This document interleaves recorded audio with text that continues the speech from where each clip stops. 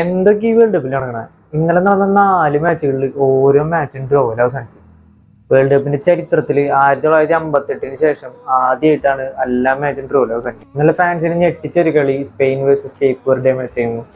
Spain highly dominate ചെയ്ത match ആണെങ്കിലും ഒരു ഗോൾ പോലും അവർക്ക് അടിക്കാൻ പറ്റില്ല. നേരെ തിരിച്ച് കേപ്പ് വെർഡെ ആണെങ്കിൽ 26% മാത്രം പൊസിഷൻ വെച്ചുകൊണ്ട് ഒരു ഗോൾ മാത്രം കമ്മിറ്റ് ചെയ്തുകൊണ്ട് അവർ മാച്ച് ഡ്രോയിൽ കംപ്ലീറ്റ് ചെയ്തു.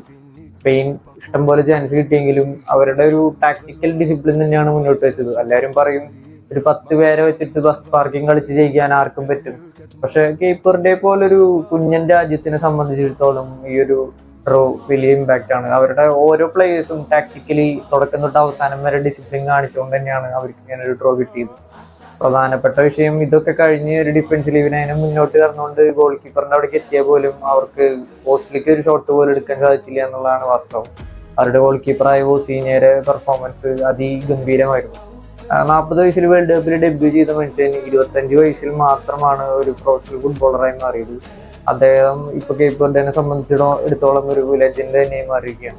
ഇനി സ്പെയിൻ മാച്ചിലേക്ക് നോക്കുകയാണെന്ന് വെച്ച് കഴിഞ്ഞാൽ സ്പെയിന് ഇത് തുടക്കം മാത്രമാണോ അതോ ഇനി വരുന്ന മത്സരങ്ങളിൽ ഒരു തിരിച്ചുവരവ് കാണാൻ പറ്റുന്നോ എന്നുള്ള കാര്യങ്ങളൊക്കെ നിങ്ങൾ താഴെ കമന്റ് ചെയ്യുക. പിന്നെ ഇതേപോലെ ബുദ്ധിമുട്ടുണ്ടായത് യൂറോപ്യൻ ചാൻസായ ബെൽജിയത്തിനായിരുന്നു. ഇന്നലെ ഒരു ഈജിപ്തിന്റെ കൂടെ ഒരു ഡ്രോയിലാണ് അവസാനിച്ചത്.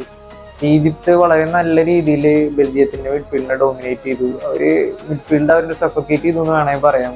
ബെൽജിയം ആണെങ്കിൽ കിട്ടിയ ചാൻസുകളൊക്കെ വളരെ സ്ലോപ്പി ആയിട്ട് മിസ് ചെയ്യേണ്ടതാണ് നമ്മൾ പിന്നെ കണ്ടത്. ഈജിപ്ത് നല്ല രീതിയിൽ കളിച്ചുകൊണ്ടൊരു ഡ്രോ പിടിച്ചെടുത്തിരിക്കുകയാണ്. അടുത്ത മാച്ചുകളിലേക്കൊക്കെ വരാണെന്ന് വെച്ച് കഴിഞ്ഞാൽ സൗദി അറേബ്യ ഉറുഗ്വേയായിട്ട് ഡ്രോ പിടിച്ചിട്ടുണ്ടായിരുന്നു. അതിനുശേഷം ഉണ്ടായ മാച്ച് ന്യൂസിലാൻഡ് വേഴ്സസ് ഇറാനും 2-2 ഡ്രോയിലാണ് അവസാനം.